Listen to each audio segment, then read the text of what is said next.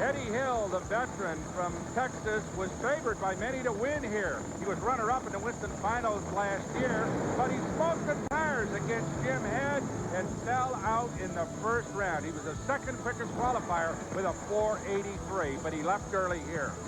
Jim Head also had problems on the pass, but got a week's reprieve to make the repairs. Also in round number 1, it was Eddie Hill, the veteran who qualified third with a great 484. His opposition was none other than the youngster Tommy Johnson Jr. The Ottumwa, Iowa-based driver of the Mopar Express Loop Special had qualified at a 5:01, and a substantial advantage went to Eddie Hill. We had a chance to ride with Tommy Johnson on this run. Look at Hill as he pulled away for the victory. All-time Firebird track record, 481. That felt wonderful. You just got no idea how good this old car feels. I know it's the oldest car in the sport and the oldest driver, but, I mean, what a day. Thanks for Pennzoil, and, I mean, we're just having... Fuzzy and the guys do such a great job at this deal. They keep coming up with the hits. Maybe this is our day. Could well be, because that victory moved Eddie Hill into the second round, where his competition would be Kenny Bernstein against Eddie Hill. Hill had the lane choice based upon that low elapsed time in round number 1. He was in the far lane. Bernstein had an advantage until something went wrong. Hill won it at 495. You've been wanting a piece of that red car for a while. You got a big one. Oh, boy, and I needed it, too. That's good for those valuable Winston points. I'm loving it. 495. Well, now what we wanted there, we backed her down a little bit because I was a little afraid we were too aggressive and we overcompensated. Maybe we'll try to get in the middle for the next one. That win moved Hill to the semifinals. Scott Colletta. Back at Firebird International Raceway and the Motorcraft Ford Nationals, Eddie Hill has already established himself as the car to beat. 481 in the first round, while Scott Colletta is having the best day of his young racing career. At the wheel of the Colletta American International Airways car, listen to who he's beaten. In round number 1, it was Ed McCulloch that felt the sting of Scott Colletta. In round number 2, he took out the reigning Winston champ, Joe Amato. While Eddie Hill had that great 481 in the first round, he fell off just a bit in round number 2 to a 495 when he beat Kenny Bernstein. Nearly identical reaction time. Colletta out in front. Then something goes wrong, and Eddie Hill advances into the finals. The Pennzoil dragster of Eddie Hill runs an elapsed time of 5.03, falling off even more at 285 miles an hour. Eddie Hill is into the finals of the Motorcraft Ford Nationals. Brendan Steve. Eddie Hill lists his occupation on his entry blank as hero. He almost went from a hero to a zero. That 503 wouldn't have beat Scott had he not broken a rear end. No, that was the, that wasn't anywhere near good enough to do what we needed to do then, but sometimes maybe when it's your day, it's your day. It's beginning to look like it's our day. Final round coming up. Been a while. Yeah, it has been a while. I hope we can pull one more out. Eddie Hill may have to find a bit more performance, though. Don't know that a 503 will hold up in the final round. One race remains at the Motorcraft Ford Nationals, and it is that classic battle between the veteran 56-year-old Eddie Hill. In fact, he will be celebrating his 57th birthday on March the 6th against the youngster, Pat Austin. But Austin has got a tremendous record. 51 national event victories. Earlier today in sportsman competition, he defeated Mike Gordon for the Alcohol Funny Car title. Now he is depending on Frank Bradley to offer the guidance to the Austin family to provide the tune-up that will give him the performance necessary to beat the Pennzoil dragster of Hill. Hill has run quicker in eliminations. He has got the lane choice based upon his victory over Scott Colletta in the semifinal round. Only a 503 at 285, but remember, it was in the semifinals that Austin in the Syntec dragster from Castrol blazed a motor from starting line to finish line, running only a 519. Both teams have had plenty of time to repair and get prepared for this final round. Hill holds low elapsed time of this meet, setting his first round win over Tommy Johnson Jr. at 4.81 seconds. It is a remarkable recovery for the Austin family. While both of these racers back up towards the starting line, Austin might well be remembering a couple of weeks ago at the first attempt at the Winter Nationals when his entire crew walked off the job. He failed to qualify for that event, and now here he is just a week after the completion of the Winter Nationals in the finals against Eddie Hill. This has been a good racetrack for Eddie Hill. He won here in 1988, was runner-up in 1987. Hill, of course, has the distinction of being the fastest man ever in a drag boat on water, 229 miles an hour plus. That mark was set way back in 1982. Hill began his racing career in the late 1950s out of his home base in Wichita Falls, Texas. His wife, Ursi, giving him the final approval as to his staging position. Now Hill and Austin begin to concentrate on that all-important start. Both cars are set. Off the starting line, Hill has the advantage, and performance-wise, he's got the win. 492 to a losing 493. Hill speed 290 miles an hour. Austin trailing at 288. Surprise of the week. The grand old man of Top Fuel Racing, Eddie Hill, puts the whole shot on Mr. Reaction Time, Pat Austin. You are watching in replay, and look at the advantage that Eddie in the far lane gained right at the start. At the 8th mile, he had an even bigger lead and held it all the way to the finish. Steve? Eddie Hill, you drilled him at both ends of the racetrack. You left first, you got there first. Oh, excellent. Well, I'm so proud of the Pennzoil team this weekend. I mean, the guys worked and worked and worked. It didn't come easy. We had a lot of trouble. And the guys we just barely made the last couple of rounds because we had so many things broke, little things that pick at you. But you ran a 492. Let's walk back to the rear of the car. You're not going to like what you see on the left rear tire. Maybe 16 runs is too many, huh? 16 runs on a set of tires? No, I think really it's only 13, but that is a lot of laps on there. Oh, boy, this team needs the money to keep on going and to try to win a championship. If he keeps on winning like he did today, he could do it. He's now in second behind Joe Amato, followed by Kenny Bernstein, Corey McLenathan, and Doug Herbert. Oh, what a weekend this has been. What a race we have seen. We hope you've enjoyed it. For Steve Evans, I'm Dave McClellan saying so long from Phoenix. The Don Prudhomme made a picture-perfect run. 4.86 seconds was his elapsed time, but more importantly, his speed. The third member of the 300-mile-an-hour club from Slick 50, 301.60. Don Prudhomme was a happy man. Oh, and Joe Amato's got the lead in the Winston point standings, followed by Eddie Hill, Kenny Bernstein, Corey Mack, and Doug Herbert rounds out the top 5. 18 races make up the Winston Championship Series for 93. I just wanted to say thank you, and Lee Beard and the crew, they've done an outstanding job. We're happy for you. Thank you. And Ed McCulloch didn't do bad himself. Great driving and a great race car. The win vaults him all the way up into the second spot behind Joe Amato in the Winston chase. Doug Herbert third, Kenny Bernstein fourth, and Eddie Hill stands number 5. For Steve Evans, and very, very good to Eddie Hill. He won back in 1988. He won again a year ago with 4 consecutive 480 elapsed times. But he comes to the Gator Nationals this year with a brand new car, something most racers don't like to do. But Eddie, after 543 runs, an incredible number on the fabled Nuclear Banana, has replaced it with an exact duplicate chassis-wise. In fact, the only change in the entire Pennzoil Special has been a slight modification to the nose piece. Coming into this Motorcraft Gator Nationals, Joe Amato held the Winston points lead, followed by Ed McCulloch, Doug Herbert, and Kenny Bernstein, with Eddie Hill in the number 5 spot. It was in qualifying, Eddie Hill. Hill brought his brand new race car to the starting line in the far lane. And as they left the starting line, Bernstein went up in smoke. Hill went to the finish line with a 488. That was a duplicate of last year's final round. Same results, Eddie Hill. Oh, I love it when it goes that way. I love to beat that red car.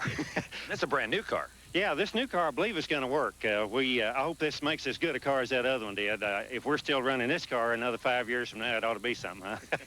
488 takes him to round 2. Eddie Hill was certainly happy after that first round victory. Eddie Hill. Amato got a big break in the first round when Doug Herbert blew a blower belt. After his Team Valvoline car had gone up in smoke, he was able to recover and drive past Herbert. It was the Pennzoil dragster of Eddie Hill holding the lane choice with a great 4:88 elapsed time in round one. Once again in round number two, Hill prevailed again with a 4:88 to advance to the semis. Eddie Hill marching through this field just like he did a year ago, a 4:88. That's okay. That feels good right about now. We'll certainly take that. And it didn't offer to smoke the tires. Felt like it was just nice and smooth. And didn't hurt itself either. I don't think so. It felt real strong through the end. I don't know what the speed was, but it felt like it's one of the better mile an hour. It was very healthy at the finish line. Joe Amato here to shake your hand. And once again, Eddie Hill celebrated. It was also in round number two that Tommy Johnson, our next pair at the starting line, already fired and ready to go. This is Tommy Johnson Jr. He's at the wheel of the Mopar Express Lube car. TJ has got the lane choice over the defending champion, Eddie Hill, at the wheel of the Pennzoil Express. You're on board with Tommy Johnson Jr., watching him control that car in the burnout procedure. TJ Jr. had a great 4:85 in his second round victory over Jim Head, while it was Eddie Hill notching a 4:88 win over Joe Amato. Let's go to the far end and Steve. Veterans of racing, Ed McCulloch, 51 years old in the final to face up against 57-year-old Eddie Hill. It is the Mopar Express Lube car of Tommy Johnson Jr. backing into position. But the big story here was the problems between rounds suffered by Eddie Hill. Earlier, Steve took a look at them. David, just moments after you left the Eddie Hill camp, well, they found a big problem. Well, they think they found it. They started the engine after the rebuild, as they always do. It sounded terrible. Raw fuel pouring out of the pipe, spilling the tent here. We could barely even breathe. They hope it's the magnetos. They're easily replaced. You see that happening now. They can still make it to the lanes. If it's a problem in the fuel system, well, that could be another story. They're mighty worried here, Eddie and Ursi both. As the Hills looked on, that was crew chief Fuzzy Carter performing the work along with the rest of the crew. Now we're back to the starting line, and it is race time. Eddie Hill against the upset-minded Tommy Johnson Jr. If TJ Jr. makes it to the final round, it will be only his second final round appearance. Oh, what a close race. Eddie Hill with low elapsed time of elimination. A 4:82, and the Hill camp knows how to celebrate. 288 miles an hour, the winning speed. Listen to the times for Tommy Johnson Jr. as we watch in replay. 4:88. The whole shot went to Johnson, but he could not hold off the charge. Elapsed time-wise of Eddie Hill with low ET of eliminations. Johnson's speed, 298.01 miles an hour. Let's go to the far end and Steve. Eddie Hill, how big a question mark was this car? You had problems in the pits. I didn't worry about the car at all. We, unfortunately, learning our way around some new magnetos, and we started it with some wires unplugged that fried some components. And the Mallory guys just busted their buns to get us fixed, and Fuzz and all the crew, but they got her handled, and the car felt like it ran great. Best ET of the day at 4:82. 4:82, excellent. This feels like Gainesville, doesn't it? 1 year ago, to be exact.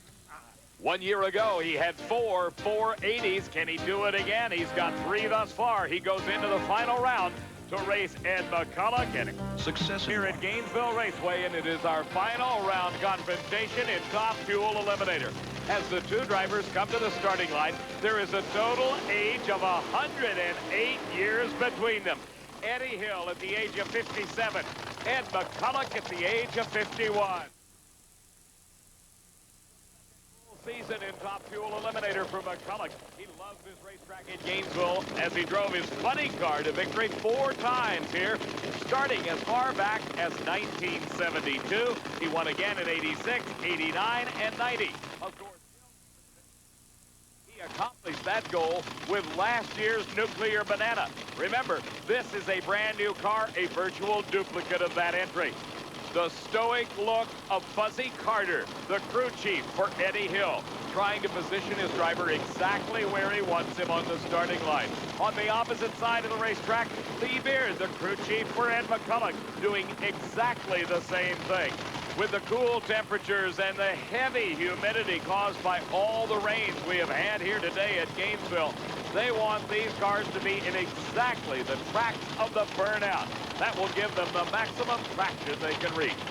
Ed McCulloch has won once this season. He picked up the title 2 weeks ago at Houston. As Ursi Hill looks on, that's Eddie's wife. He is off a victory at Phoenix earlier this year, just about a month ago. the 5,000 horsepower sitting between the frame rails of each of these automobiles. It staggers your mind when you think that there's over 10,000 horsepower available to these two drivers. Tremendous launch. And Eddie Hill pulls it out in the last few feet. And Fuzzy Carter is no longer the stoic observer. Look at this celebration. What's Fuzzy going to do now? He's taking off his hat, he's running over to the grandstands, and he's pitching it to the crowd. Let's look at this one again in replay. A tremendously close race, won by Eddie Hill right there at the starting line. He had 0.05 of a second advantage over Ed McCulloch as they left the line, and he needed it as McCulloch ran quicker. Here were the times. Hill 4:87 at 2:86. McCulloch 4:86 at 2:94. Tell us about that when it was a beauty. Oh, man, that felt so good. I wish you'd have been in there with me. It was pretty dark down there, but that car felt like it was hauling its buns, and it's a great day for Pennzoil and Trader's Truck Accessories and Snap-on Tools and Fuzz and Jana and Ursi. I mean, the guys and everybody just did a great job, and the car was fantastic. What a debut for a new car, huh? One little footnote, you won it on a hole shot. Great job. I did on a hole shot. Oh, fantastic. What did we run? Doesn't much matter. Dave, that's a wrap down here. The oldest guy out here?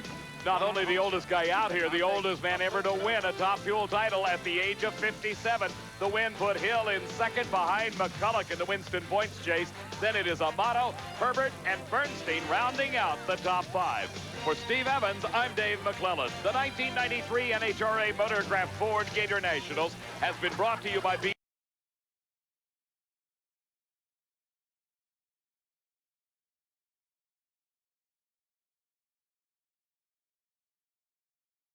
Action coming up right now. That is Michael Brotherton backing into your camera view here. In the far lane is the current and brand new points leader, Eddie Hill, who jumped in the points lead, as you said, Steve, when Ed McCulloch dropped out in the first round. Eddie Hill in the new Nuclear Banana, qualified number 2 to 487. He dropped Don Perdomo in round number 1. He is flying. Michael Brotherton, best effort in a while, qualified number 7 at a 494, has Gene Snow as his crew chief. That might answer that question.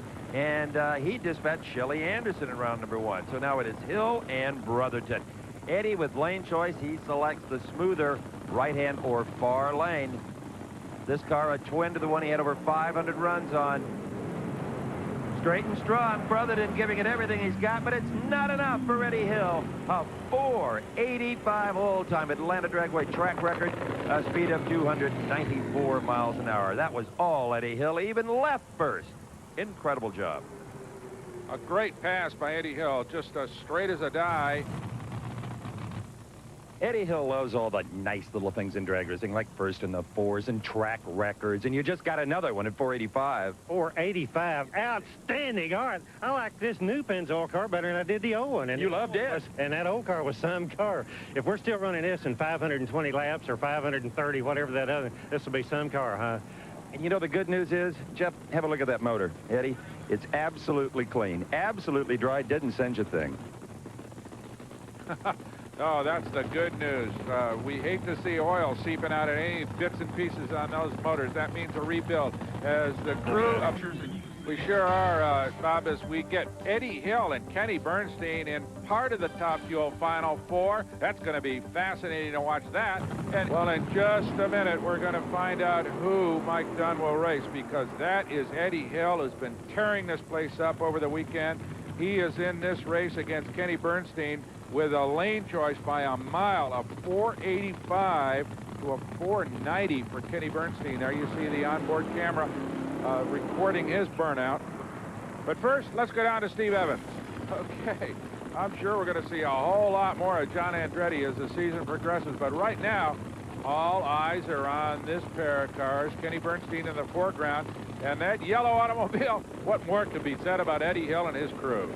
No underdog in 93. The best early season start ever for the Texan. He's won 2 races. He's the points leader, and he's got lane choice here. He is the favorite over Kenny Bernstein, and few have been able to say that. Whoa, Bernstein had a gorgeous hole shot off the starting line, but as you can see, he slowed, and Eddie Hill just thundered past in the Nuclear Banana, already celebrating the fact that he's going to the final round. Bernstein definitely had the advantage off the start, but Hill wins it with a 4:89 at 290. Another impressive pass. So Kenny Bernstein loses, and he loses after a great launch. Terrific reaction time of 4:28 to a rather slow 4:95 for Eddie Hill. And it looks like Bernstein is on his way, except right here, he blazes the tires up in smoke, and that is the end of the race as Eddie Hill moves into the finals in convincing style. And, of course, he will face young Mike Dunn and the Darrell Gwynn Top Fuel dragster. But Eddie Hill has lane choice by a mile. He is definitely the favorite. With the sun beating down on this racetrack, there was some question as to the performance. Not now. Eddie Hill, a 4:89. 489, we'll take it. 485, backed up 489. Lane choice going into the final. Oh, we're loving this. This new Pennzoil car is a keeper, I'd say, wouldn't you? Absolutely. Mike Dunn will be tough on that starting line. He's good. Yeah, he will, and I need to do some work on that area, so I'll probably go back to the trailer and practice on the practice tree, try to get ready for the final. Practice, practice, practice. One happy Lucy. Eddie, can this car be flawless one more time? Well, I don't know. It's got a pretty good start on it so far. I sure love the car. I'm sure it can make a mistake, but I hope it doesn't make one this next lap. Dragsters. Dave McClellan. Steve, I would say that this huge crowd here at NHRA's Atlanta Dragway has been waiting for this moment. The two best Top Fuel dragsters on this racetrack this day. Mike Dunn at the wheel of Darrell Gwynn's La Victoria Salsa entry. His competition, the Pennzoil dragster of Eddie Hill. If you look at it on paper, you've got to say it's all Hill. Low ET of the meet. New track record, 4.853. What a tremendous job.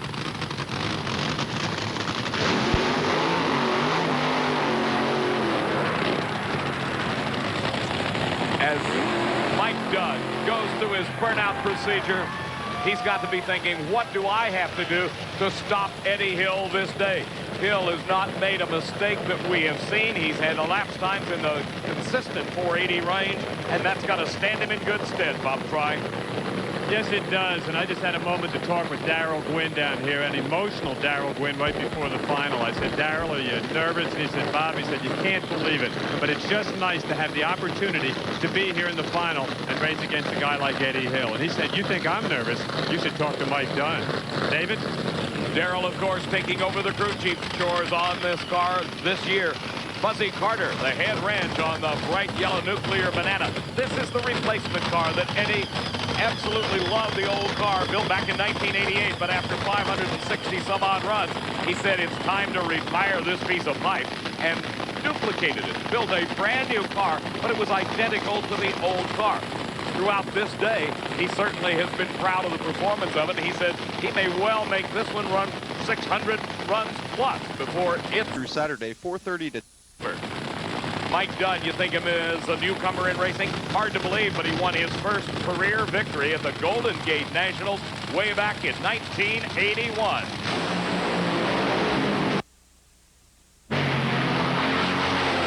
Not much doubt about it. Eddie Hill, 487 at 293 miles an hour. And look at Eddie wave at the camera. When Eddie Hill is on, there is absolutely nobody better.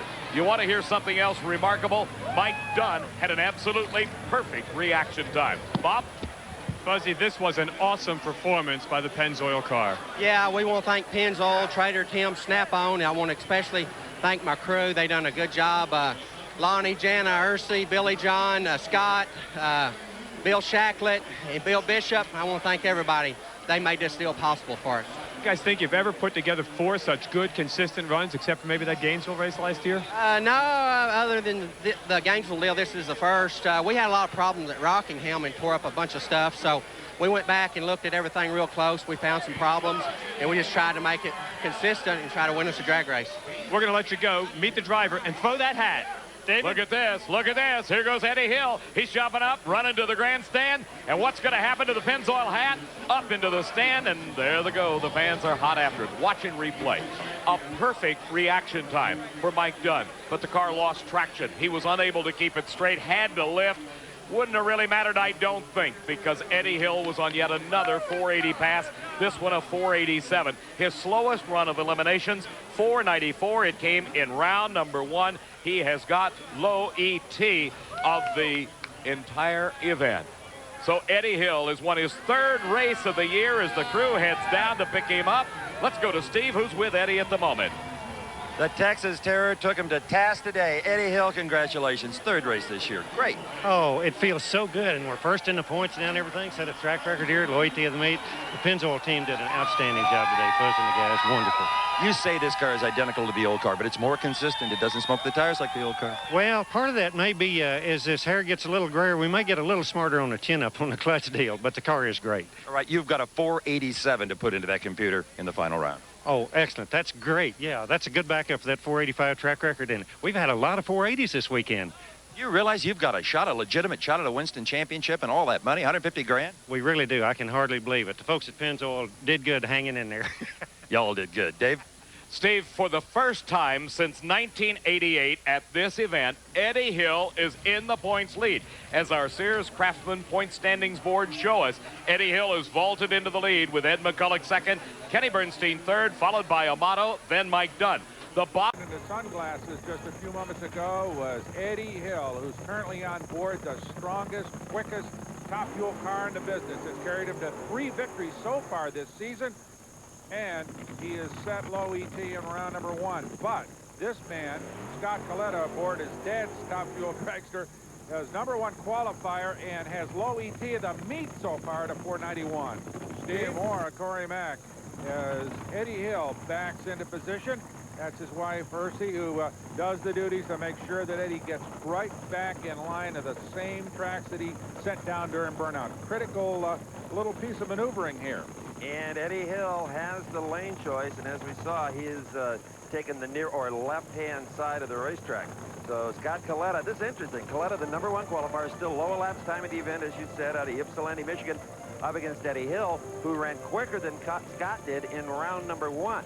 So what you've got here is pretty much a pick-em deal. It may depend on who stomps on the throttle first. And you know, the reaction times we give you are sometimes a little deceiving. So much of that depends on how the car reacts. And Frank Hawley has studied that situation lately and found out that half the reaction time is the car getting ready to move and reacting, everything coiling up. So sometimes the car can make a good driver look like a bad driver. And the other way around, of course. And sometimes the difference between good and bad is a thousandth of a second. Look at this one. Whoa! Eddie Hill, track record, knocks a 10th off it. 482 at 293 miles an hour, beats Scott's 491. Let's go to Frank again. That car just keeps on charging. Can you keep up this pace all day long? I don't know whether the cloud cover really helped this deal today, and we'll look at it and see. We made a motor change right before this run. We heard a motor, so I think we'll be all right. Get down there and see your driver. Well, boy, I'll tell you what, that ups the ante here big time. A 482 for Eddie Hill, and here you see him. A good launch, good reaction time on the part of both drivers, although Scott Coletta did have a slight edge as the green lights came out, but Eddie Hill uses the power and the handling of that new race car to charge into the next round at a 482. So, the pairings in the final 4, Eddie Hill will face fellow Texan Doug Foxworth. Eddie Hill with the lane choice. In the other half of the... Do you think anybody's ever gone down this racetrack quicker than that? That felt awful good to me. I mean, it really, really felt good. Felt outstanding. It felt like Gainesville is what it felt like. It was close, a 482. 82. Is that loyalty of the meet by a 10th? Track record by a 10th. By a 10th. Thank you, Lord, and thank you, Pennzoil. And it's clean and dry. That's the important part. Oh, yeah, and it feels like it could do it again. I didn't feel any trouble anywhere. What a great day. Thank you. 82. That's a double-digit number. Is going to stick in his mind for a while, Steve. Oh, absolutely. It's time to go. Take and muster, because this man right now is just on a charge. He's carrying through fields everywhere around the country. And Eddie Hill's going to be really tough to handle. But right now, it's Doug Foxworth who has the dubious honor of trying to beat him. As we watch Foxworth complete his burnouts in the Jack Clark dragster, it will be Eddie Hill with a lane choice by a wide margin. But first, let's go to Steve. He's in there by his fingernails, but he is in it, and he's going to be in the finals one way or the other. Well, of course, Joe Amato and a lot of people here picking that yellow car of Eddie Hill. Now, Jack Clark, the car owner for Doug Foxworth, isn't here. But down on the starting line, I think as the camera pans over, we'll see it. One of the crew members has a cellular phone, and they have dialed up Jack Clark in the dugout somewhere in baseball so that he can keep apprised of what's going on here. That may blow the speaker right out of the cellular phone. Clark, hold the receiver away from your ear, son. Oh, Eddie Hill with a big advantage off the starting line. Foxworth was late, but he charges.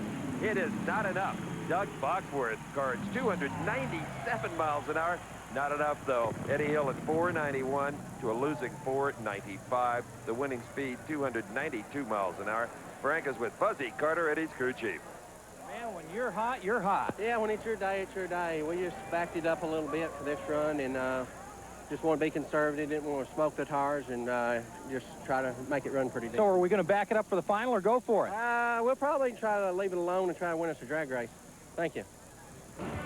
Okay, I'll tell you what, Steve. Tim Farrell, the crew chief on Jack Clark's car, deserves a whole lot of credit. Even though they lost this race, how many passes have we seen Andretti and Foxworth make without smoking the tires? They've adjusted that clutch. That car is really consistent, and boy, does it get a big top end. 297 miles an hour, although Eddie Hill once again rolls on into the finals with that excellent pass of 491. So he appears to be an unbelievable overdog, as it were, against Joe Amato, who struggled all day long. Eddie Hill will have lane choice, but believe me, anything can happen. Eddie Hill's dominance continues, shredding the competition with a 491. Just perfect. 491. Well, that was just about what we wanted to do that time. We sure didn't want to beat the yellow car, which we've been known to do in the past, and that's right on the game plan. So that's dynamite. That was an excellent run. We're having such a good time, you wouldn't believe it.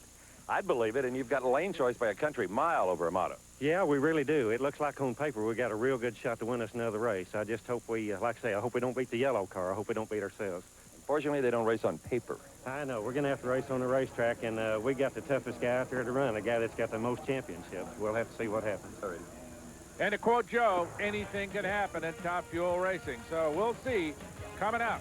Right now, though, the Goodies Mid-South Nationals has been a crucial turning point in the chase for the Winston Championship. Back in 1988, Eddie Hill came to Memphis atop the standings, fresh from wins at Gainesville and Atlanta, and then plummeted back into the pack by not qualifying. In 1990, Darrell Alderman starting lineup saw Scott Coletta leading the list with a track record time of a 4.91 seconds. That stretched all the way down to the 16th qualifier.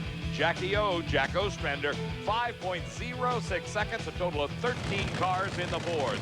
In round number one, it was the quickest car in the world, the Pennzoil dragster of Eddie Hill, against the fastest car in the world, the Castrol Syntec entry of Pat Austin.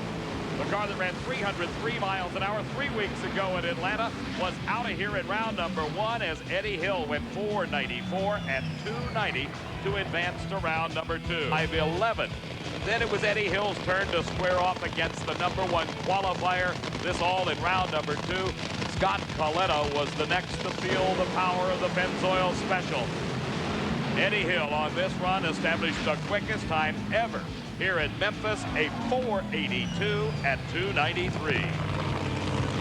And I am with the tall Texan who's in tall cotton today. Eddie, tell us about the Final Four matchup with Doug Foxworth in that Taco Bell car. Okay, well, after our 482 track record, the run previous, we wanted to back the car down a little bit just to make sure we didn't smoke the tires. So we softened her up a little, shooting for like a 491 or whatever. Our Texans haven't had it. Oh, we're having a great day. Now, you did back it off, the 491. You've got lane choice. Your reaction times look good. Everything looks good. Yeah, really, it looks like one of those days when it's your time, it's your time. This looks like it's our time. I hope it goes that way. We do, too, for you. But one thing that can change is track conditions. Here's Frank Hawley once again. Our point standings at the moment. our finalists in Top Fuel. They now have to think. That's the smiling face of Fuzzy Carter. He's the crew chief for Eddie Hill. What has he done today? Only set the quickest time ever at this racetrack, a 4:82. Joe Amato knows that, but Joe is confident. Look at the thumbs up sign. We're coming back live to Memphis. Don't you go away. Memphis, and then there were two. The Top Fuel final, the fastest accelerating vehicles in all the world, and with one of the fastest mouths in all the world. Here's Dave McClellan. Thank you, Steve, and it has to be fast to keep up with these race cars.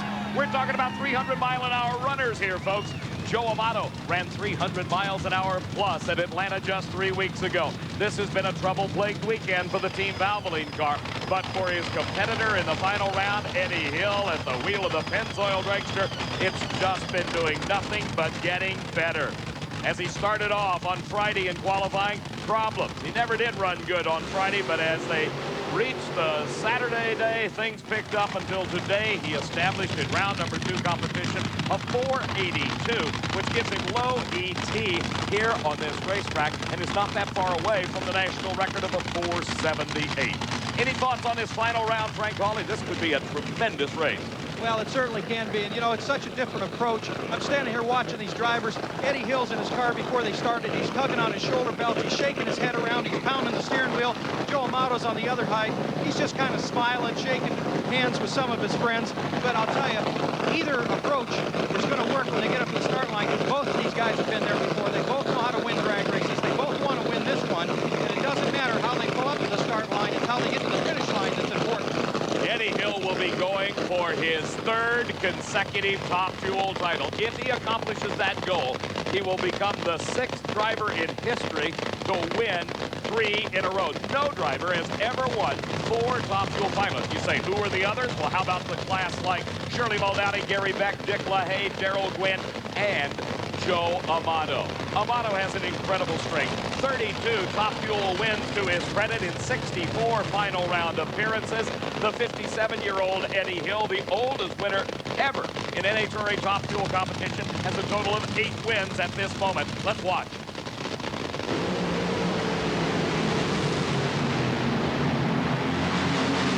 And Joe Amato pulled it out of the hat with his driving ability. The whole shot, the reaction time off the starting line put a stop to Eddie Hill's march to 3 straight.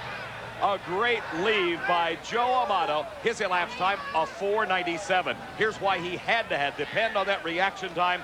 4:93 was the time for Eddie Hill. Run by Joe Amato. He's in the far lane. Now remember, Eddie Hill has got the low ET of the event. Joe Amato's had nothing but problems, but it didn't bother him in his reaction time wars against Hill. .430. 4:00 is absolutely perfect. So Joe Amato was only 30 thousandths away from perfect. The margin of victory at the finish, exactly that, 30 thousandths of a second. The Winston Top Fuel point standings presented by Craftsman show Eddie at about a 1,000-point lead over Amato. Ed McCulloch is 3rd. Kenny Bernstein bumped down to 4th, and Mike Dunn rounds out the top 5 after 6 of 18 events. The winners and the losers, congratulations and condolences. We'll be back with a winning interview right after this. This was the oil wars. And this guy was coming, I'm telling you. You were catching him. Well, the Pennzoil team had a good weekend. I mean, we'd have rather won, you know, but our guys overcame a lot of obstacles, and the car ran good, the track record and all. I should have been a little quicker in the final, obviously. You know, this guy showed me how to leave there. I hope I can remember how to leave next time. But we had a great weekend. It was a good time for all. And we're on next weekend to your home track in Englishtown, New Jersey. No chance. And then there's Eddie Hill. He's won 3 races this year. He's the top points earner, and he fell in round number 1 to Ed McCulloch. He also overestimated the racetrack.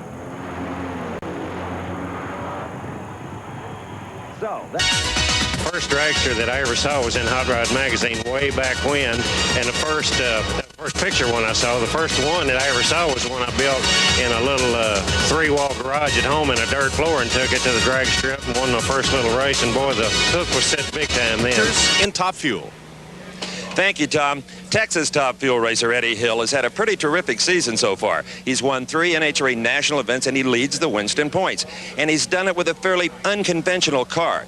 You see, the rules allow a 300-inch wheelbase axle to axle, about the length of a city bus. Eddie Hill's car is shorter than that at only 285 inches. And that fact did not escape Kenny Bernstein. Bernstein parked the winning car you saw in Sports World 2 weeks ago in New Jersey in favor of a brand new short machine. And so far, it is working perfectly. He defeated Shelly Anderson in round number 1 in a pretty good car race. But in the elapsed time department, Eddie Hill is still the king of the short cars. He has low elapsed time of eliminations today at 4.91 seconds. There's big stories breaking in the funny car. And now we'll move to our final second round race with Eddie Hill getting ready. He's the national points leader in Top Fuel. He'll be taking on Don the Snake Prudhomme in this second round race.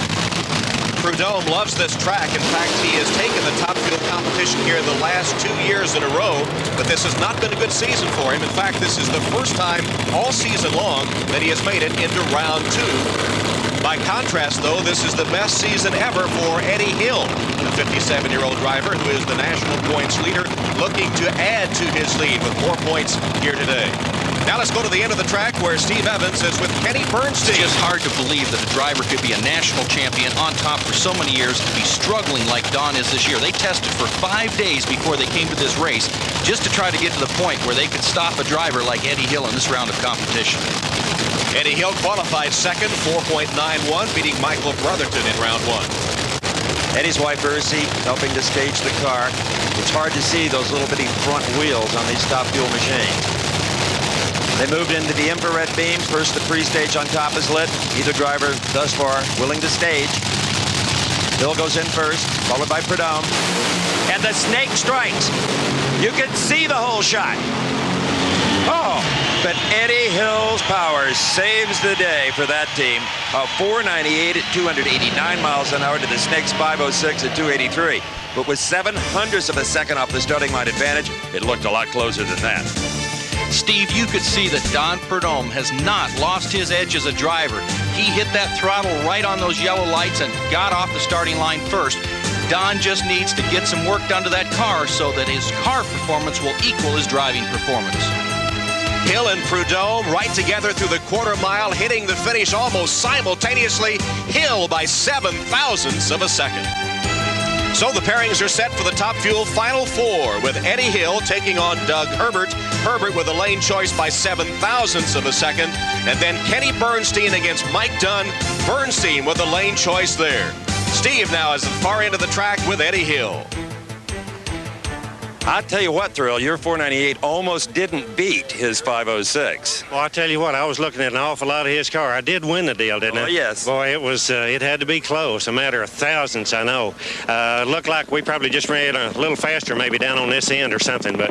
The way Bernstein is running and you're running, this could be a battle of the short cars where it's all over. Well, it could be. Short cars work pretty good, don't they? Should have kept that secret, huh? Well, I tried to. I did for 5 years, but it finally got out.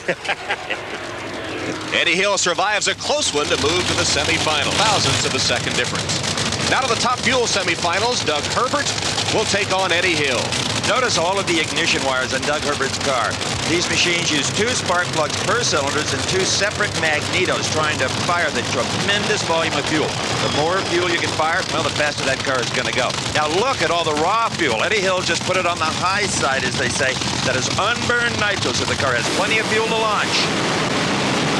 A supercharger backfires on Eddie Hill's car, and Doug Herbert will go to the final round for the 3rd time in his career, but he's yet to win one. He fell off a bit, though. 5 flat, 292 miles an hour. Well, that supercharger backfire caused a broken blower belt in Eddie Hill's car, keeping the season's point leader from the finals.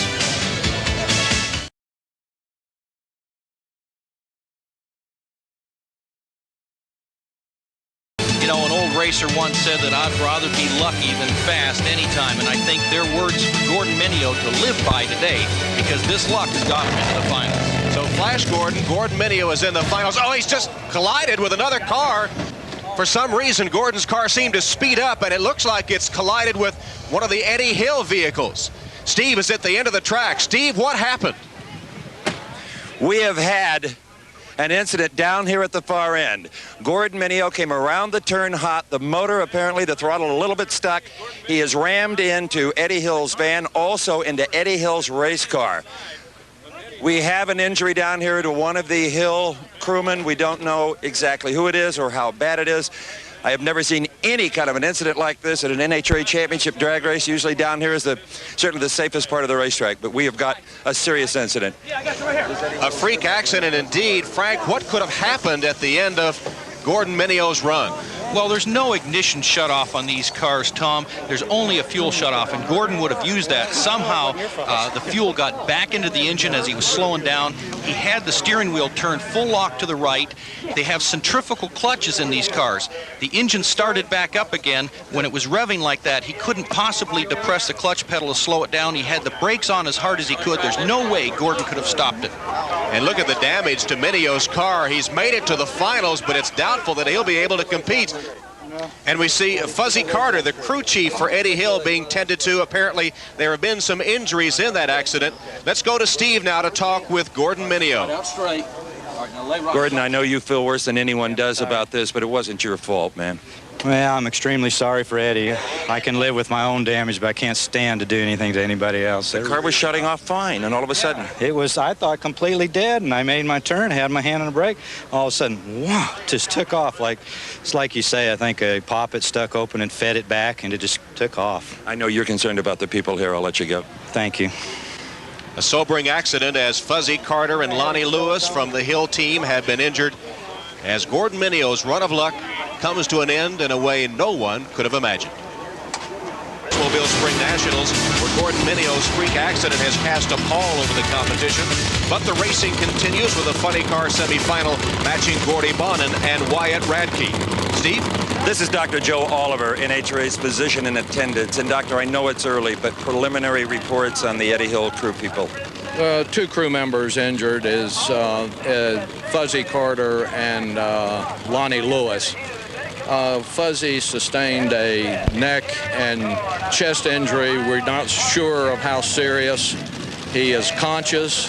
We're sending him in for preliminary workup to make sure that he does not have a serious injury. Lonnie Lewis may have a pelvic fracture. We also send him in, but by ambulance.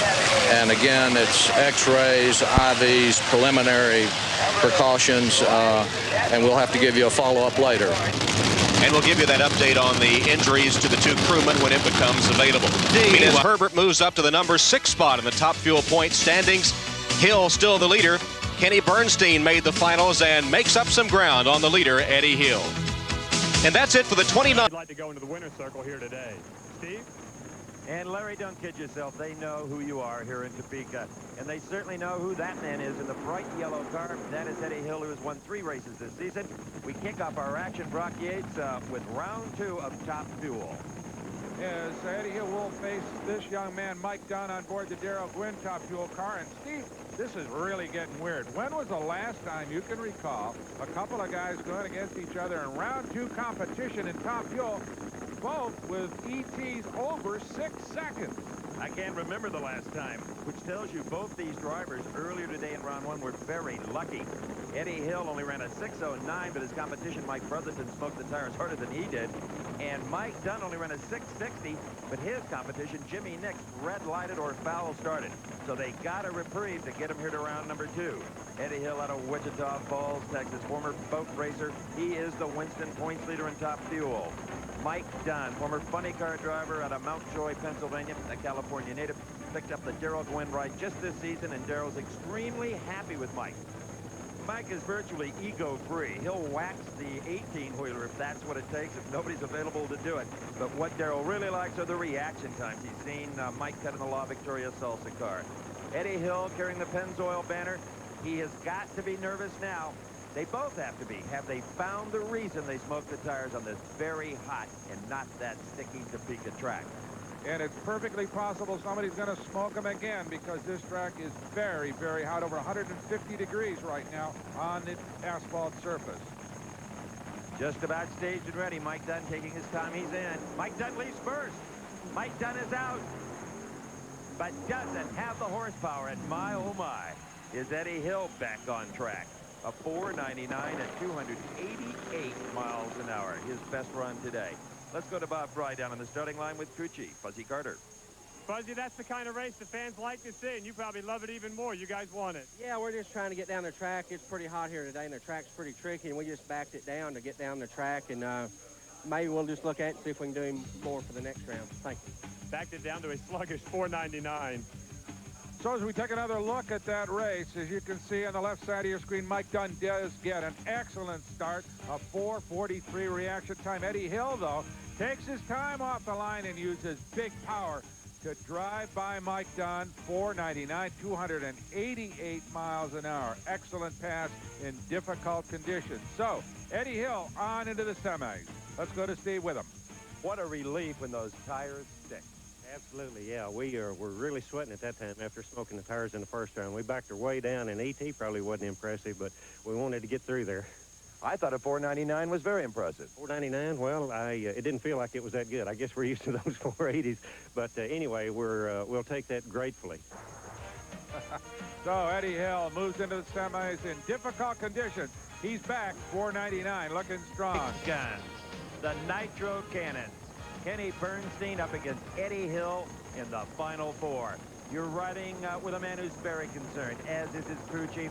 Not only about the men he has to face, Eddie Hill, about dropping cylinders. And what they mean is the spark plugs just don't fire the fuel. And that crippled cylinder goes along for the ride, and the other 7 have to support it. And the hotter it gets, the more humid it gets, the harder it is to get these magnetos, as giant as they are. They call them Magzillas. And there's 2 of them on each engine with 16 spark plugs and still can't fire that volume of fuel. And that's what Dale Armstrong hopes that he has solved. Kenny Bernstein, on the other hand, hopes that he can put that horsepower to the ground in a lane that has been, well, highly criticized, to be kind. It's going to be interesting to see as we look over the shoulder of Eddie Hill. There's his wife, Percy, getting him in a position he's getting ready to stage. He obviously is going to be pretty conservative here because he knows all the burden of running well is on Kenny Bernstein. And there you see it. Kenny Bernstein sees it as well. Eddie Hill goes to the final round with another very nice 498, 277 miles an hour. Bernstein dropping cylinders again. Let's go to Bob Fry with Fuzzy. A mildly popular win, I would say. Yeah, we just hopped it up just a little bit. The track actually got better, and it's looking real good, so the final should be a real good drag race. Now, the obvious question, lane choice seems to be the deciding factor. Yeah, the left lane is the best. You seen on Bernstein's car, as it went over a hump down there, it kicked the tire, so, you know, that hurt him real bad. All right, take a look at Bernstein's car here in the left lane. You will see, even though he has a better reaction time, the raw fuel pouring out of that right side header. That is unignited nitromethane, and that means a loss of what, 600-700 horsepower, and that of course spells the defeat for Kenny Bernstein and moves Eddie Hill with a beautifully consistent 498 into the final. Let's go to Steve.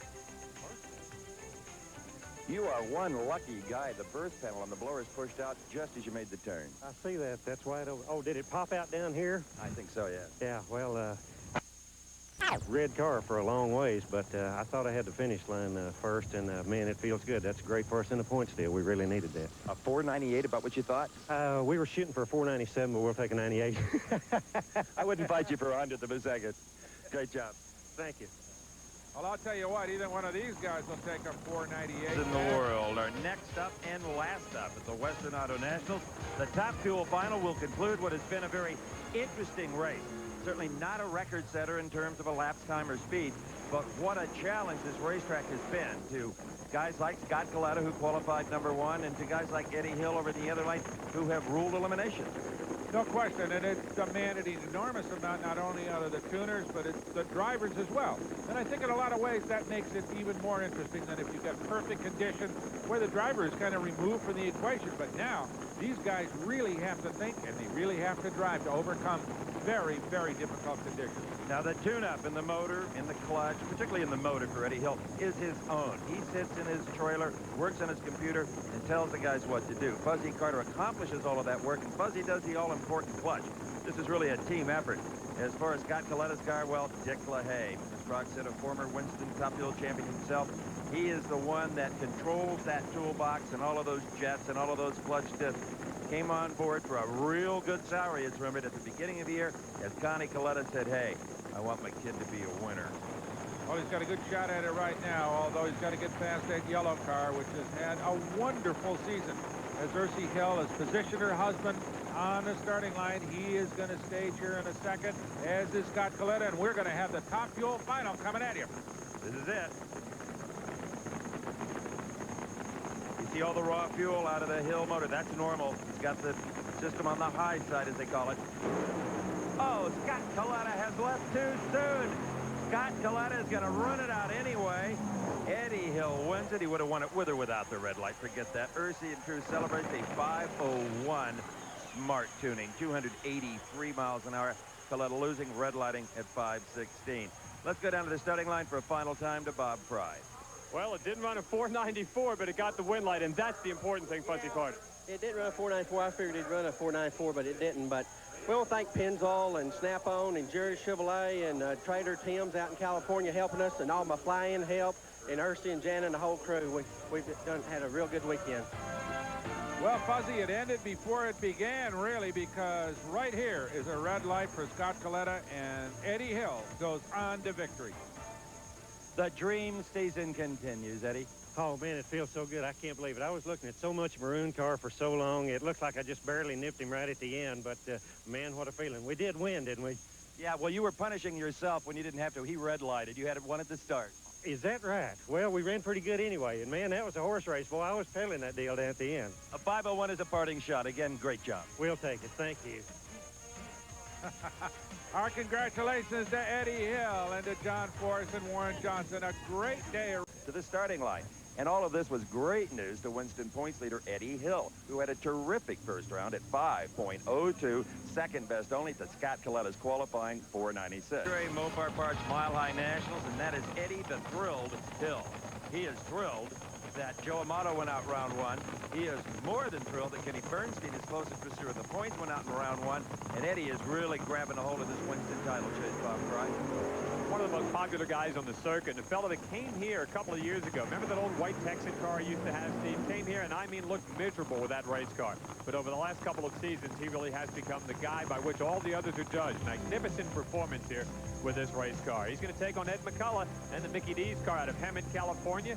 Won a race earlier this season and did it out of that number 1 5:16 at 271 miles an hour. Eddie Hill has won only the Motorcraft Ford Nationals, the Gator Nationals, the Southern Nationals, the Western Auto Nationals, to mention just 4. Like she's only won 4. This is the 10th race of an 18-race season. And that is Lee Beard, crew chief on the McDonald's fuel car. A frustrated Lee Beard. They won the Houston race and then got this brand new car. I thought, boy, we'll really show some smoke. Now, they have smoking tires. This car has not really worked up to their expectations. Eddie Hill, well, in round number 1, he carted a 5:02, and that is low elapsed time of the day. They're staging very carefully. They're away. And it is Eddie Hill at a 5:13, 277 miles an hour. McCullough falls way off his earlier 5:16 at 5:33. Fuzzy, you guys keep going rounds. That makes it tougher on everybody else. Yeah, we're tickled to death. The car's working real well. Eddie's doing a real fine driving job. The crew's doing their job. Everything's falling in place for Denver. 13 going to be good enough to win the next time out? I don't know. It looked like a little soft on the bottom. Looks like we can get some more, so we might be able to step it up a little bit. Thanks. One of the few 5.0 cars in the field. Don't get greedy, Fuzzy. Watch the McCullough car. Bob Bright puts out a ton of raw fuel in this high altitude. You'll see right here what to do and what not to do, especially at this altitude. Eddie's car, the Pennzoil Team Machine, led her perfect. No haze off the tires, and it's not dropping any cylinders. McCullough's car over on the far side, you'll see the smoke. You can almost count the cylinders as they're dying. He's gone down track. The McCullough was with him for about 800 feet, but Eddie with another picture-perfect run to advance into the semifinals. And that car's just continuing to run extremely well. Steve? Eddie, I don't think it can be done any better than that at this time of the day at a 5:13, 277. The car just really felt good. Fuzz and the guys have been doing such an excellent job, and this is all due to Dale Rush at Pennzoil, who's finally convinced me to spend the money to keep this deal together where it'll go round after round. Thanks, Dale. You like that near lane, don't you? Yeah, I do. It's a little smoother. We try to kick the tires a little past half track in the other one. Not so bad in this. Watch out for Scott Coletta. Yeah, really. I mean, that's going to be the tough deal. I hope we... I don't even know when we get him, but he's a bad man. Can't get him to the final. Well, he's been a bad man so far, referring to Scott Coletta. 5 out of the last 6 races, he's been the number 1 qualifier. But, Steve, that's not all it's cracked up to be in Top Fuel. Tell your parents. Charges will appear in your phone bill. Then your parents are going to talk to you about lying about your age, Steve, so you can't win on that deal. That's right. Buzzy Carter calls the Rodeo Hotline. Former rodeo clown and crew chief on Eddie Hill's car. What a masterful job he has done. You heard Eddie give him a great deal of credit earlier on. Right now, Fuzzy's up there messing with the fuel injection. They're up against Doug Herbert. Herbert does not have lane choice. You probably already figured that out. Psyching himself up is Doug Herbert. Wow. Did you see that? Just like a football player hitting his noggin on the locker room door. Well, there's a good look at those side pods on the race car, and the way this track has been, the way the fuel funny cars smoke the tires, they can play a real important factor in this race, Steve. Okay, Eddie Hill along with Scott Coletta, they have ruled their sides of the elimination ladder. Oh, Eddie Hill up and smoking sideways. Doug Herbert, a bit of luck and a wonderful reaction time. A 4-1 light, 4-0 is perfect. A 5:37 at 268 miles an hour. Doug Herbert goes to the Final Four. Eddie Hill doesn't. Look at the top fuel standings, which finds Eddie Hill with a substantial lead over Kenny Bernstein. Mike Dunn's in third, Scott Coletta fourth, and reigning champ Joe Amato more than 2,000 points behind. It was Eddie Hill defeating Michael Brotherton in the first round, while Tommy Johnson Jr. prevailed over Tony Pedregon. That's Cruz's brother. Eddie Hill at the wheel of the Pennzoil Nuclear Banana has been the hot topic in top fuel racing all season long. On vapor, he's got a big advantage over Tommy Johnson Jr., his second round opponent. Hill qualified number 1 at a 492. TJ qualified at a 504, but slowed to a 507 in round number 1. Hill had a 5 flat. Here in round number 2, both drivers stayed very carefully. Johnson got a slight advantage off the starting line, but Hill prevailed at the finish line. Well, that was a drag race. That's why we're out here. Back in the 4s, 497. Oh, that's good. We needed that. We need that next round. Maybe that'll be good for lane choice, huh? It is. Oh, great. We can use that. Okay. Eddie doesn't hide his enthusiasm very well, does he? He's going into the semifinals against Kenny Bernstein, and Kenny's mechanical problems may spell the difference between success or failure. The other side of... Here comes the next pair, and look at this. The red and white Budweiser king of Kenny Bernstein coming to meet Eddie Hill. The crew got the job done. Let's go to the far end. Here's Steve Sonoma. This is Eddie Hill with Ursi, his wife, out directing traffic. For Hill, what a season it has been. 4 victories thus far. This is the furthest into the year that Eddie Hill has maintained a lead in the Winston point standings, and it is substantial over the driver in the opposite lane, Kenny Bernstein. As Steve told us earlier, and as we are riding on board with Kenny Bernstein, this is a must-win race. As the Winston points chase is now into the second half of the season, every round is important. The only way you can earn points is to win rounds. Bernstein knows how to do it. He has picked himself up 4 Winston funny car titles. Eddie Hill has yet to win a Winston championship in any category. But he's got him a round win here. Look at him drive away from Kenny Bernstein. Eddie Hill into the finals. His elapsed time, an incredible 493 at 293 miles an hour. And we got to watch it all just as Kenny Bernstein sees it. Here we see, in replay, Eddie Hill just drive away from Bernstein. You see the raw fuel coming out of the right-hand bank of the Bernstein motor. Obviously, the car dropped a cylinder. It's down on power, and it shows in the performance. Eddie Hill just drives away with an in-your-face victory over his closest rival in the Winston points chase. Bernstein, now out of competition, can do nothing but sit and watch and hope that Corey Mack can stop the Eddie Hill juggernaut in the final round. Down at the far end of the racetrack, here's Steve.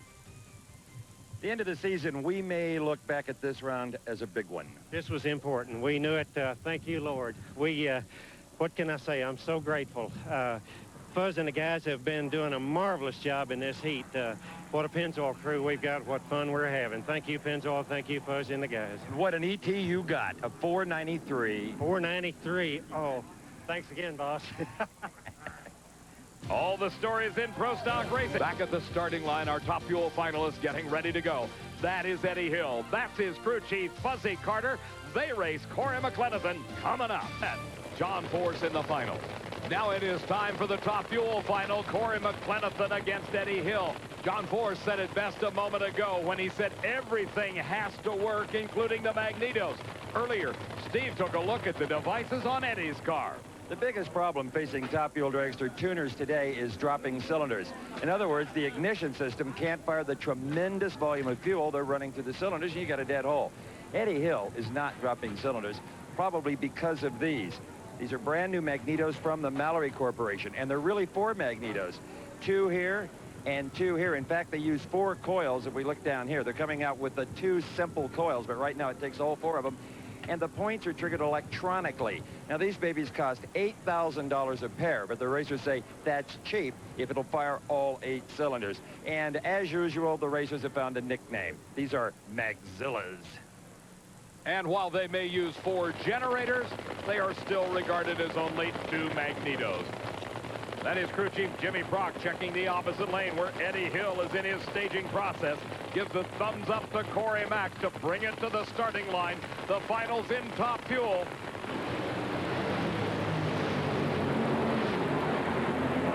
And Corey McClenathan has problems that lets Eddie Hill squeak by at the finish line. 496, and Eddie Hill extends his lead in the Winston points chase. The Pennzoil Nuclear Banana has won another one as R.C. Hill goes nuclear on the starting line. Let's watch this one in replay. Look at Corey McClenathan, a very slight advantage at the start, but boy, he does not give anything up to Eddie Hill. At half track, they are still side by side. In fact, McClenathan may be pulling ahead just a little bit, and then something goes wrong with Corey Mack's car, and Eddie Hill squeezes by for a little more than a car-length victory. Eddie, I am running out of superlatives to describe this act, but this has to be your best performance in your career today, everything you faced.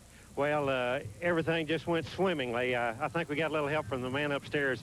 Got an awful lot of help from Pennzoil. I want to thank Mr. Payton, Mr. Welcher for stepping up beyond our printed budget to make all this happen. It takes money to make it happen. And Fuzz and the rest of the Pennzoil crew did such a fantastic job in this heat. I mean, these guys probably got to sleep for 2 days. I mean, they are beat. And you were very relaxed as a driver.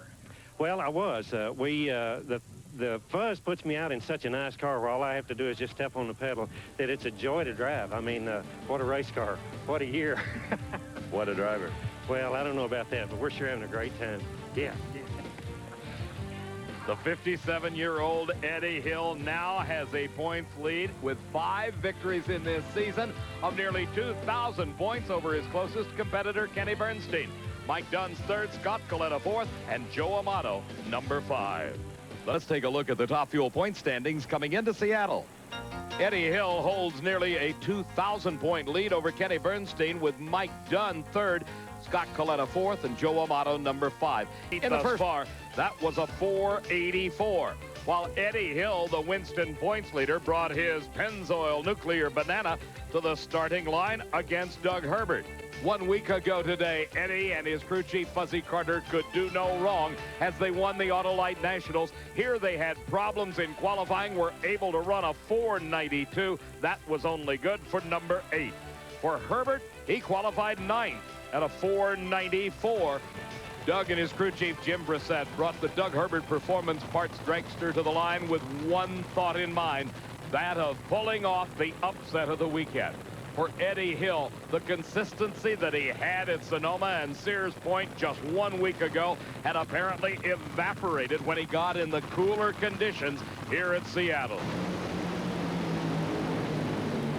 Tire smoke put away Eddie Hill, Doug Herbert to round 2. You know, Ed, from the first day of qualifying, this has just not been your weekend. No, this hadn't been one of our better weekends. I was a little aggressive on the early tune-up.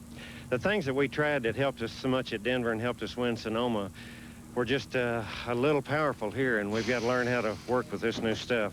Very disappointing, but we'll try to do better next time. Sure you will. After his first round loss, all Eddie could do was sit back and watch the rest of the competition and hope his lead would not evaporate. Welcome back, everyone, to our Speed World coverage of the NHRA Champion Auto Stores Nationals here in Brainerd, Minnesota. What a contrast here in the Eddie Hill pits, unlike the thrash we showed you earlier over in the Corey McClanathan pit. The Hill group, their maintenance is almost done. They're ready to race. And of course, they are the big story of 1993, having won 5 national events. And I'll bet that puts them on top of the points. Huh, Dave McClellan? That's right, Steve. 1,718 points ahead of Kenny Bernstein with 6 races remaining. Scott Coletta third, Mike Dunn fourth, and Joe Amato, the reigning champ, rounds out the top 5. Amato in round number 1, the reigning Winston champ that has fallen on hard times, raced against Eddie Hill, and it was all Hill. His 496 victory advanced him into round number 2, where he would meet the winner of the race between Michael Brotherton and Jim Head. Brotherton had qualified with a 5 flat and then improved to a 496. That time was just 0.7 of a second slower than Eddie Hill. That gave the Pennzoil driver his opportunity to choose the lane in round number 2. Brotherton at the wheel of the Wiltel car uses Gene Snow as his crew chief. An ironic switch. It was just a few years ago that Brotherton was serving as the crew chief when Gene Snow was still driving. The win here in round number 2 of Top Fuel came as the result of a hole shot. A huge 0.2 of a second advantage for Hill. He had the slower time. Brotherton had problems, but ran quicker than Eddie. Your 04, he beat his 03. Is that right? Hole shot Eddie. A hole shot Hill. I'll be well, we'll take it. Well, what a nice surprise. I wasn't expecting that. The Hole Shot Hill advanced into the semifinals, where his competitor is Corey McClanathan. Johnson Jr. and Rant with that 510 has the lane choice. Corey McClanathan, after the big thrash, will be here to race Eddie the Thrill Hill, and Corey Mack with a 495 when he blew the motor gets to pick his lane. He's aware that the 515 may not be enough when you're facing the likes of Eddie Hill and Corey McClanathan. For McClanathan, it is a dream just to be able to compete here in the semifinal round. Corey Mack's performance did not fall off all that much with the engine explosion in round number 2. As a result, he has the lane choice here with a great 495. But Eddie Hill is definitely the sentimental favorite, having already won 5 national event titles this season. His crew chief, Fuzzy Carter, making a check of the engine. It was a devastating explosion for Corey Mack a round ago, but yet to look at his car, everything looks fine.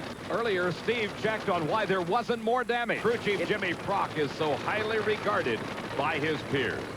So Corey McClanathan has used his lane choice to select the racetrack nearest our cameras. Don't forget, both lanes, separate racetracks, separate timing systems. And Corey Mack goes up in smoke after a tremendous hole shot. Hill was late at the starting line, but pulled out the victory with a 502, 293-mile-an-hour charge, and his dream almost came to an end at the hands of Corey Mack. Watch the reaction time by McClanathan in the near lane. He was so far ahead of Eddie Hill.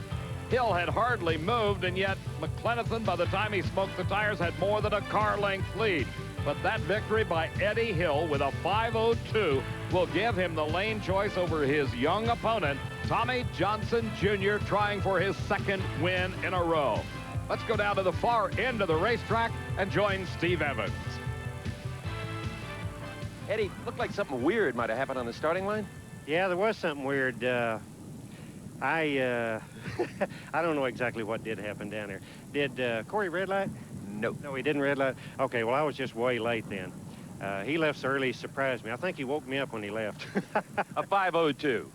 Well, I guess we'll take it, huh? You have to. Don't have any choice. Eddie Hill into yet another Top Fuel final. We'll be back with all the stories in Pro Stock, coming to you from Brainerd.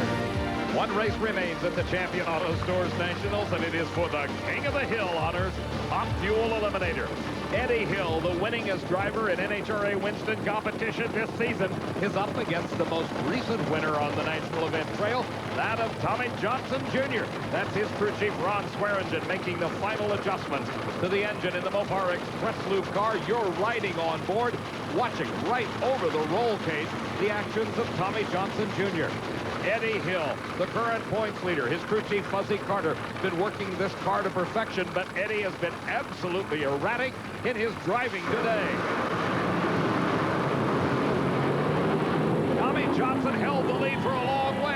But at the starting line, it is Fuzzy Carter celebrating Eddie Hill's victory. His 6th of the season, a record. His time of 5:07. His speed, 291 miles an hour. As we watch in replay, T.J. Jr. got a very slight advantage at the start. Eddie appeared to be stumbling a little bit at the starting line with the raw fuel coming out the exhaust pipe. That's what we refer to when we drop a cylinder and lose the power out of that cylinder. Tommy Johnson Jr. smoked the tires in the middle. That let Eddie Hill pull up alongside and pass him at the finish line for a margin of victory by 1 car length. Eddie Hill, the champion. What? Yes. You've nuked another one. Oh, man, I can't believe this season. Are we having fun or what? Thank you, Pennzoil and Traders and Snap-on Tools. Fuzzy and the guys did such a fantastic job, and the gals, Ursi and Jana, and Lonnie and Gary Prater and our flying guys, Bill Shacklin. Everybody did such a marvelous job. They had to change a lot of parts this weekend, but what a wonderful victory. That puts us up to 6. We're looking pretty good in the points. Indeed. Tell us about the race with Tommy Johnson. You had to play catch-up a little bit. I really did. I was looking at a lot of that car for a long ways, and I was just hoping that these longer legs that we've found here lately, the top-end speed that we've been picking up would pull us through, and it looks like to me that's what did it. It looks like the second half pull is what did it. It sure did. It's good to have some mile an hour back. I don't know what it was, but it felt pretty good when I went across the finish line. Doesn't matter. He's the champion. 291 miles an hour for Eddie Hill and his Pennzoil dragster. That vaulted him into a lead of 2,320 points over Kenny Bernstein, his closest competitor in the Winston Chase. Scott Coletta is 3rd, Mike Dunn, and Year's form. He appeared to be headed for victory until he, too, had supercharger drive problems, and that advanced Pat Austin. But the biggest surprise of all, 6-time event winner this year, points leader Eddie Hill near lane, was no match for Don Prudhomme. That's a bitter pill to swallow here, but what can I say, one of those deals. That's why they call it racing. Congratulations to Pat Austin and that family. What a huge win today at Indianapolis Raceway Park. Here's a look at the Top Fuel point standings after 14 races. Kenny Bernstein wasn't able to gain much ground after Eddie Hill loses in the first round. And by the way, Austin is now 12th in points. A win here would be a big morale booster for the Darrell Gwynn team. Now let's take a look at the Winston point standings coming into this event. The Silver Fox, Eddie Hill, held a substantial lead over Kenny Bernstein in 2nd. Scott Coletta was 3rd, Doug Herbert 4th, and Mike Dunn number 5. And Scott Coletta, the number 1 qualifier we saw earlier, out to Don Prudhomme, while Eddie Hill, the Winston points leader, defeated Jim Head in the first round. Don Prudhomme had recorded a 5 flat with his Skoal Bandit. That did not give him the lane choice. That honor went to the Pennzoil Nuclear Banana wheeled by Eddie Hill. With Bernstein, number 2 in the points, out of competition. It was points earning time in round number 2 for Hill, and he made it pay off big.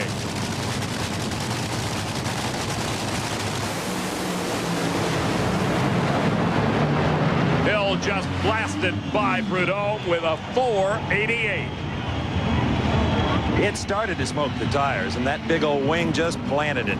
Boy, it did. I mean, I could feel the car get loose, and we had a lot of trouble, and I saw a lot of his car, and then it looks like she hooked again and came back around. What a drag race. I bet the fans got their money's worth out of that one. That they did, Eddie Hill, because that 488 gives you the lane choice over Shelly Anderson. That is quick elapsed time of eliminations thus far. The second was the margin of victory for Don at the finish line. Here is Eddie Hill. What a season this man has had at the age of 57. He currently is leading, and with every round win at this event extends his Winston points lead over Kenny Bernstein. Here is the Jolly Rancher Candy's car, driven by Shelly Anderson. Now, down at the far end of the track, here's Steve. It's Shelly Anderson coming into this race with her dad, Brad, as the crew chief, had failed to qualify at the last 4 national events. They did some testing after the U.S. Nationals in Indy, and it has obviously paid off.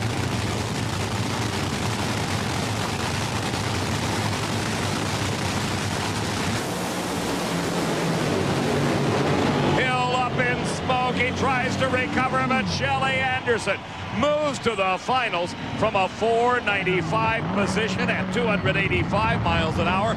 She will pick the lane. What a race it has been for Shelly Anderson. First a 489 in round number 1. Now the 495 here in the semis to defeat a tire-smoking Eddie Hill. You'll remember in the second round, Hill smoked the tires, but was able to recover and run low elapsed time of the meet at a 488. Not to be here in the semis.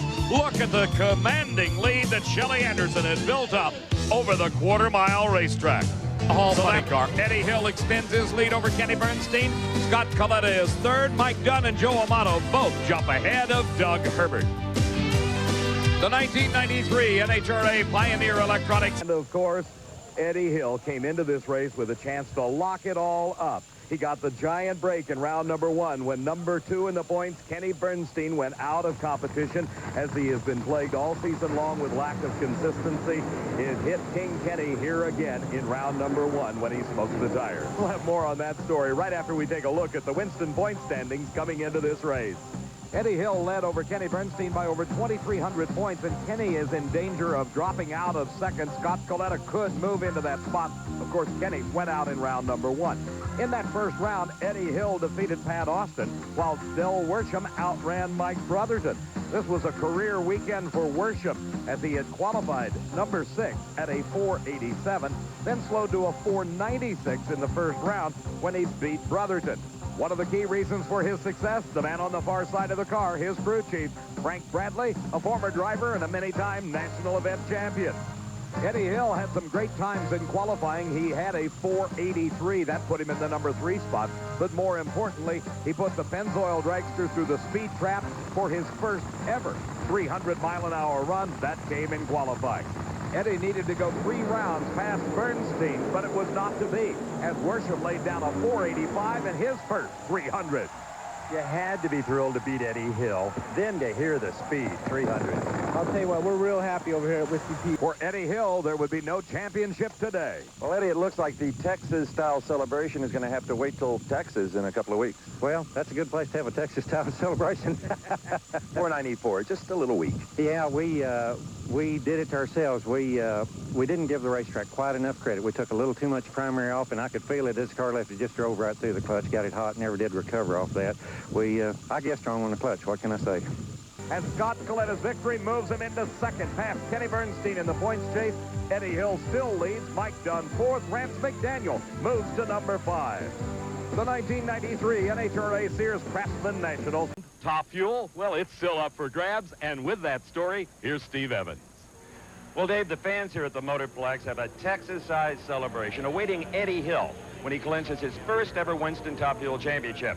Well, I should say if he can clinch it today, because there is a stubborn rascal by the name of Scott Coletta who mathematically could stand in his way. This is Motorplex and the Chief Auto Parts Nationals. As Steve told us at the top of the show, Eddie Hill has a chance to clinch his Winston Championship here. But he is no longer the master of his own destiny, because here in the Eddie Hill pit area, there is sadness in Mudville. Eddie Hill out in round number 1 of racing. Now, it all depends on how Scott Coletta does for the rest of the day as to Eddie's chances to clinch his Winston Championship here in his home state of Texas. No longer the master of his destiny, he has to depend on someone else to provide his Winston title. Let's take a look at the point standings coming to Dallas. With 2 races remaining on the circuit, Eddie has a big lead over Coletta. Kenny Bernstein was bumped down to 3rd just 2 weeks ago. Mike Dunn's 4th, and Rance McDaniel 5th.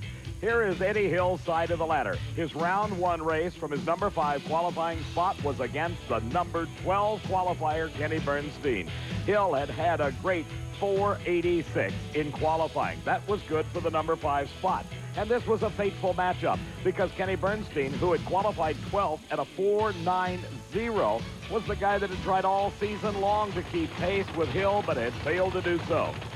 In this round number 1 matchup, the tricky Texas weather had turned once again. The clouds had rolled back over. The racers loved it because the track conditions were nearly ideal. Bernstein and his crew chief Dale Armstrong knew they had to pull a big number out of the hat. They came into this race definitely the underdog on paper. But paper doesn't account for quick reaction times, and that's what Kenny Bernstein had. Eddie Hill the loser, and he was disappointed. Eddie, suddenly the drag racing gods aren't reading the script the way you wrote it. Well, there's just too much talent, and those guys try too hard over there for the statistics to continue to go the way they were. And we all knew they had to even out sooner or later. Bad timing for us here, you know, but congratulations to Kenny. That was, you know, an excellent effort. You'll be watching Scott Coletta very closely now. More than apt we will, yeah. Our final two cars get ready to assault the quarter mile of concrete here at the Texas Motorplex for the Top Fuel Championship of the Chief Auto Parts Nationals. Eddie Hill, talk about a vested interest. This guy could clinch his Winston Championship if this man wins the race. Mike Dunn at the wheel of the La Victoria Salsa car is challenging the fastest dragster in the world, Scott Coletta. This car crewed by Dick LaHaye, who you just saw standing behind the vehicle directing traffic. But Mike Dunn is the story here. He came into this race, the number 16 qualifier, after failing to qualify at Topeka. Connie Coletta, that's Scott's dad, looking on intently. There's the car owner for Mike Dunn, Daryl Gwynn. As Mike Dunn gets ready to come to the starting line, we know that his wife Sandy and daughter Samantha back home in Mount Joy, Pennsylvania, are certainly cheering on husband and dad. Dunn holding the lane choice based upon a quicker elapsed time in the semifinal round. He had a 4:91, while Coletta slowed to only a 4:99. Absolutely stunning performances by the Gwynn Dunn team, and Eddie Hill has won his first ever Winston Championship at the age of 57. He looked on from the timing tower here at the Texas Motorplex and gets a big hug and a kiss from wife Ursi. There's Connie and Dick, disappointed, but look at the elation from Daryl Gwynn. And I know his wife Lisa back home in Florida cheering on just the same as Mike Dunn's wife Sandy was doing in Pennsylvania. Goes on for Mike Dunn, but I'll tell you, Eddie Hill's got a Texas-sized celebration after winning the Winston title. The 1990 Pat Austin out of Tacoma, Washington. His big claim to fame this year, he won the U.S. Nationals in about $80,000 bucks. And earlier today, it was Pat Austin up against Eddie Hill, the new 1993 Winston Top Fuel champion. Now, Eddie has had a great year. He's won 5 races, but he really has been kind of cold since Indianapolis Labor Day weekend, protecting his points lead. And in round 1, he overestimated the racetrack. Got a little too aggressive. Eddie, I know you wanted to end the season in a blaze of glory, not blaze of tire smoke. Yeah, we really did. That's a big surprise there. We thought we did just exactly what the car was asking for. We misinterpreted or something malfunctioned.